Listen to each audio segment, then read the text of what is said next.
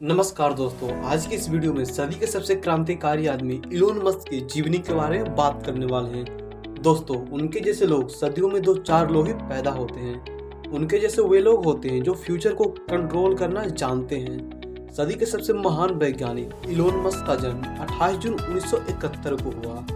Elon Musk एक महान आविष्कारक हैं जो भविष्य को अपने आविष्कार के बल पर केंद्रित कर देते हैं।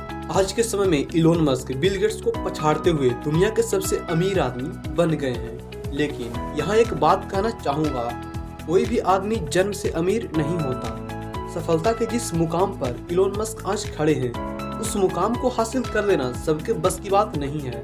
सालों मेहनत करने पड़ते हैं, तब जाकर वो मुकाम हासिल होता है। ठीक उसी तरह से इलोन मस्क बचपन में ही काफी मेहनती और संघर्ष किए। आज उसी मेहनत और संघर्ष के बदौलत इलोन मस्क लाखों युवाओं के लिए प्रेरणा बन चुके हैं। तो चलिए दोस्तों, इलोन मस्क की जीवनी के बारे में पूरी विस्तार से जानते हैं।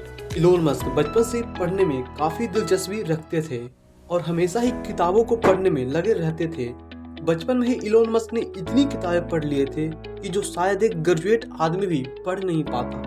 दोस्तों, सिर्फ 10 साल की उम्र में कंप्यूटर में काफी दिलचस्पी होने लगी थी और 12 साल की उम्र में उन्होंने घर बैठे बैठे कंप्यूटर प्रोग्रामिंग सीखकर एक गेम बना डाली और उस गेम को एक ऑनलाइन कंपनी को $500 में बेच डाला। इलोन मस्क ऐसे व्यक्ति हैं जो समस्या को समस्या नहीं मानते, बल्कि उसके समाधान को समस्या मानते हैं। अगर उन्हें कोई कह दे सर ये नहीं हो सकता, तो इलोन मस्क बोलते हैं यह जरूर होगा, सोचो कैसे होगा। इलोन मस्क का मानना है कि विफलता ही विकल्प है। ये ऐसे व्यक्ति हैं जो पृथ्वी के लिए जीवित रहना चाहते हैं। इन्होंने सोलर सिटी बनाई जो अस्थायी ऊर्जा पर काम करती है। इन्होंने टेस्ला मोटर्स बनाई जो अस्थायी ऊर्जा की खपत पर काम करती है। इलोन मस्क पृथ्वी के 21वें सबसे शक्तिशाली व्यक्ति माने जाते हैं। ये रॉकेट वैज्ञानिक है। इन्होंने रॉकेट साइंस की शिक्षा ली और आश्चर्य की बात यह है कि इन्होंने औपचारिक शिक्षा नहीं ली, बल्कि किताबें पढ़ पढ़कर इन्होंने रॉकेट बनाने का ज्ञान सीखा। इनका मानना है कि असाधारण कार्य करने के लिए एक शक्तिशाली टीम का होना आवश्यक है। ये बचपन से ही किताबें पढ़ने का शौक रखते थे। दिन में 10 से 12 घंटे किताबों में लगे रहते थे। वहीं दिन में 15-15 घंटे काम करके ऊंचाइयों तक पहुंचे हैं इलोन मस्क। ये कहते हैं मुझे वह नहीं करना जो किया जा सकता, बल्कि वह करना जो करना चाहिए। इनकी विश्व स्तर की कंपनियों में Zip two, X.com, PayPal, SpaceX, Tesla, solar city, Hyperloop, the boring company, OpenAI, Neuralink जो विश्व में चर्चित रही। 1955 में इन्होंने पिता के पैसों से अपने भाई किम्बल के साथ मिलकर जिप्टू कंपनी शुरू किया। इनको जल्द ही फंडिंग मिलना शुरू हो गया। धीरे धीरे यह कंपनी बड़ी होती रही और कुछ समय बाद इस कंपनी का CEO इलोन मस्क को बना दिया गया। एक दिन इस कंपनी को $307 मिलियन में बेच दिया, जिसमें इलोन मस्क को 7% यानी $22 मिलियन का हिस्सा मिला। अगर ये चाहते तो उस $22 मिलियन से अपना सारा जिंदगी मौज मस्ती करने में गुजार सकते थे, पर इन्होंने ऐसा कुछ नहीं किया। इलोन मस्क एक दिन बैंक गए। उस बैंक से उन्हें कुछ पैसा निकालना था। वहाँ पर बहुत लंबी लाइनें थी। इस कारण से इलोन मस्क का बहुत सारा समय बर्बाद हो रहा था। तभी उनके मन में एक विचार आया और उन्होंने सोचा कि मेरे जैसे बहुत सारे लोगों के साथ ये प्रॉब्लम होती होगी और उनका भी समय बर्बाद हो रहा होगा, तो क्यों ना कुछ ऐसा किया जाए जिससे लोगों को ज्यादा से ज्यादा अपने समय बचा सके। तभी इलोन मस्क ने $22 मिलियन से एक X.com ऑनलाइन बैंकिंग कंपनी की शुरुआत कर दी। कुछ समय बाद X.com और कॉफीनिटी नामक दोनों कंपनियों ने मिलकर काम किया।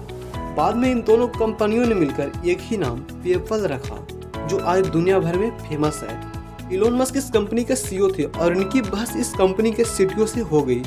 CTO ने इस कंपनी को लिनक्स पर रखने को कहा, लेकिन इलोन मस्क इस कंपनी के CEO थे जो इसे विंडोज पर रखने को कहा। इसी बहस के चलते CTO नाराज हो गया और कंपनी में काम करने वाले लोगों को अपने साथ मिला लिया। और उसी समय इलोन मस्क की नई शादी हुई थी। वे हनीमून पर गए हुए थे और पीछे से इस कंपनी ने इन्हें बाहर निकाल दिया और इनको CEO पद से भी हटा दिया। इस कंपनी से हटने के बाद इनको $165 मिलियन मिला। फिर ये यहीं तक नहीं रुकी। अब इनका अगला मिशन की निगाह मंगल ग्रह पर था। इन्होंने कहा अब मंगल ग्रह पर जीवन होना चाहिए। ये रसिया गए। वहां जाकर कहा कि ऐसा रॉकेट का प्रबंध किया जाए जिससे मंगल ग्रह पर जा सकूं। तभी रसिया वालों ने बोला हाँ हो जाएगा, पर इसके लिए आपको $8 मिलियन देने पड़ेंगे। एलोन मस्क ने कहा ये रकम तो बहुत ज्यादा है, इस रकम को कम करने के लिए कहा तो उन्होंने मना कर दिया। एलोन मस्क रसिया से वापस आ गए और उन्होंने एक चीज आते आते ठान ली कि अब हमें खुद का रॉकेट कंपनी बनाना है। इसके बारे में उन्हें कुछ भी ज्ञान नहीं था, पर उन्होंने बहुत सारी रॉकेट विज्ञान की किताबें पढ़ डाली। उनको जहाँ से भी रॉकेट विज्ञान के बारे में पढ़ने को मिलता था तो वह उसे पूरा पढ़ते थे। फिर कुछ समय बाद उन्होंने स्पेसएक्स नामक कंपनी खोली और रॉकेट बनाने वाली कीमत को देख इन्होंने रियूजेबल रॉकेट बनाने की सोची। इनका लक्ष्य रॉकेट को मंगल ग्रह पर पहुंचाना ही नहीं था, बल्कि उसे पृथ्वी पर लाकर उस रॉकेट का पूरा प्रयोग करना था। जब इलोन मस्क ने पहली बार रॉकेट लॉन्च किया तो इंजन में आग लग गया, जहां से इनको बहुत बड़ा नुकसान हुआ। दूसरा रॉकेट लॉन्च किया तो मंगल ग्रह तक पहुंचा ही नहीं, बीच में ही क्रैश हो गया। वहीं तीसरी बार मंगल ग्रह जाते जाते ही क्रैश हो गया। इससे इलोन मस्क को बहुत बड़ा नुकसान हुआ। अब इनके पास रॉकेट बनाने के लिए पैसे भी नहीं थे। तभी नासा ने भी पैसे देने से इनकार कर दिया। ये बहुत बड़े रिस्की आदमी थे। इलोन मस्क ऐसे हार मानने वालों में से नहीं थे। इन्होंने सब कुछ दांव पर लगा दिया, अपना घर बेच दिया और किराए के मकान में शिफ्ट हो गए। इन्होंने कहा एक प्रयास और करूंगा। इलोन मस्क ने कहा एक प्रयास और करूंगा। इन्होंने कर्जा लेकर चौथा रॉकेट लॉन्च किया, जो न केवल सफल रहा बल्कि $1.5 बिलियन का नासा से प्रोजेक्ट भी ले लिया और नासा ने अब इनको फंड देना भी शुरू कर दिया।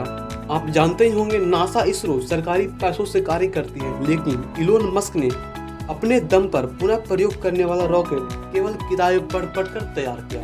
तो दोस्तों आज के लिए इतना ही। हम फिर आपसे रूबरू होंगे एक नए वीडियो के साथ जो आपसे जुड़ा होगा। That's it.